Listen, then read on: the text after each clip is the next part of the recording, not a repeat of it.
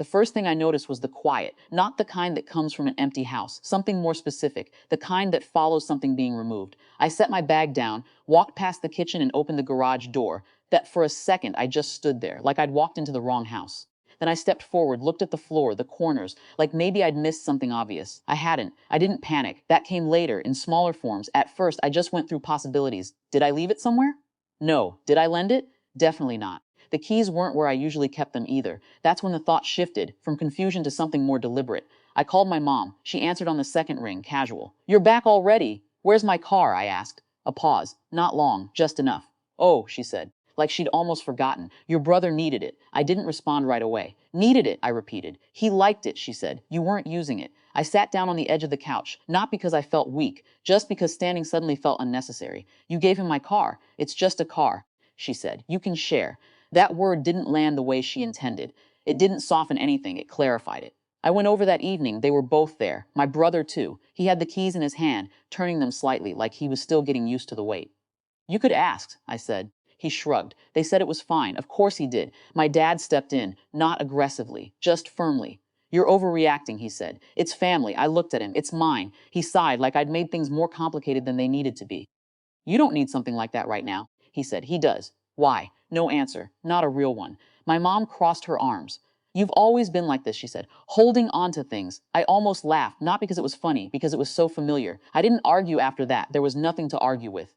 They had already decided what the situation was. Ownership to them was flexible, conditional, dependent on who needed something more. I left without raising my voice, without asking again, because I understood something clearly for the first time. If I stayed in that conversation, I'd be negotiating something that wasn't supposed to be negotiable. Back home, the garage was still empty. I stood there for a minute, then went inside, sat down, picked up my phone. I didn't call them again. I called the non-emergency line, reported a vehicle, gave the details, answered the questions. There was no hesitation in my voice, because there was nothing unclear about what had happened. After that, I made dinner, a simple one, ate slowly, cleaned up. The evening moved forward like any other. A few hours later, my phone started vibrating, my brother's name, then my dad, then my mom. I didn't answer immediately. I let it ring once, twice. Then I picked up. "What did you do?" my dad asked. His voice wasn't calm anymore. "Reported my car," I said. "You told them it was stolen?" "It was." There was noise in the background, my brother's voice louder, closer. "They pulled me over," he said, "on the highway." I could hear something else too, not words, just tension.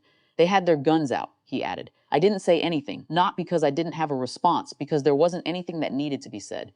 "You need to fix this," my mom said, her voice sharper now. "Tell them it's a misunderstanding." I leaned back in my chair. "It's not. You're making this worse than it needs to be," my dad said. I thought about that. The dinner, the conversation, the way they had all agreed without discussion that what was mine could be reassigned. "No," I said. "I'm not."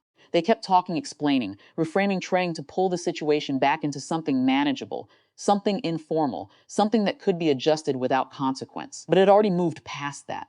"I'll cooperate with whatever they need," I said. "That's it." There was a pause.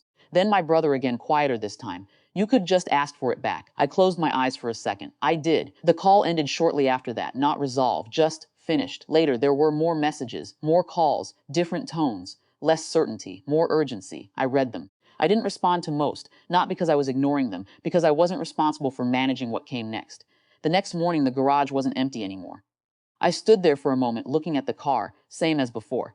Nothing about it had changed. But something else had. I didn't feel relief or satisfaction, just a kind of steadiness, like something that had been blurred for a long time had finally come into focus. They didn't mention sharing again, not after that, and I didn't explain anything further because I didn't need to. The boundary had already been set, not with words, but with something they couldn't reinterpret.